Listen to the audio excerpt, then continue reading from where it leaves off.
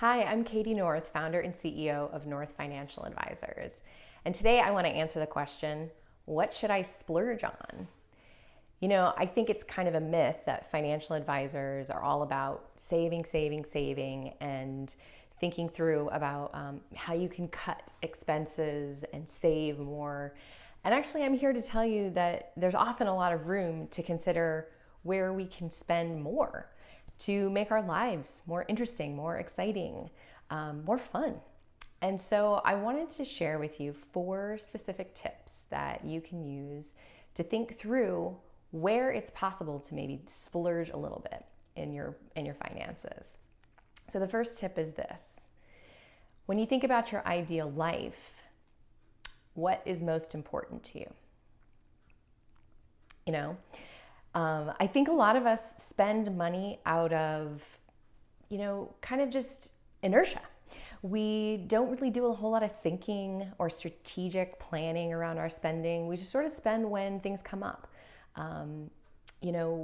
Maybe we need a new outfit because we're doing something interesting, or we're going on air, or we're doing a webinar in COVID times, right? We need a new outfit. So we go and we think about, spending. Maybe it's just something fun that we like to do. We like to shop.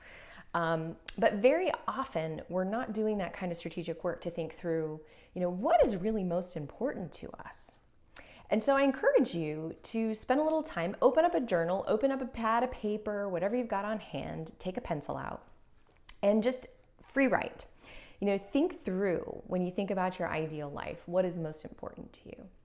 And for a lot of us, we're probably going to have a lot of things on there that are not things, right? They're relationships, they are the way we like to feel, security, safety, all of those sorts of things. But put a few things on there that are really important to your life. And eventually, as you start thinking about this, there's going to be a dollar figure associated with some of these things. It's very, very common when I ask people this question that travel comes on the list. And I get that, because for me and my husband, it's a great way for us. Travel is our fun thing. It's a great way for us to connect, explore, go on an adventure, and it's something that we really enjoy doing together. So that's a very high priority for us, and it's something we really value. But during COVID times, that's been hard. So we've decided to do, shorter range related car trips and things like that, staying in cabins, kind of having quiet time. And so our budget around travel and our concept of travel has really shifted and changed over the last year. So what about you? What are some of the things that you put on your list?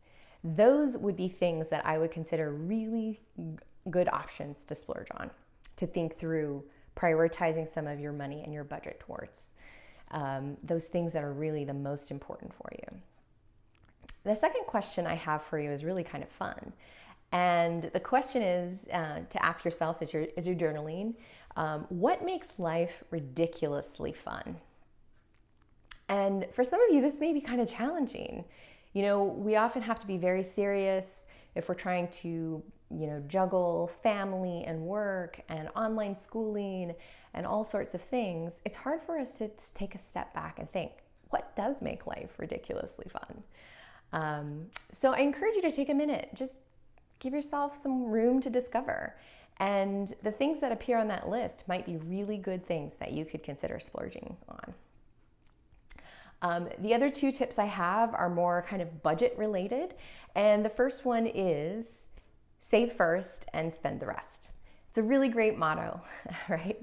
As long as you have thought through your saving needs for retirement, for long-term goals that you have, for short-term goals, and you're prioritizing saving those monies in advance, whether that's through automatically through your paycheck or automatically through some other means, as long as you have prioritized and thought through those things, you can feel completely comfortable splurging and spending the rest.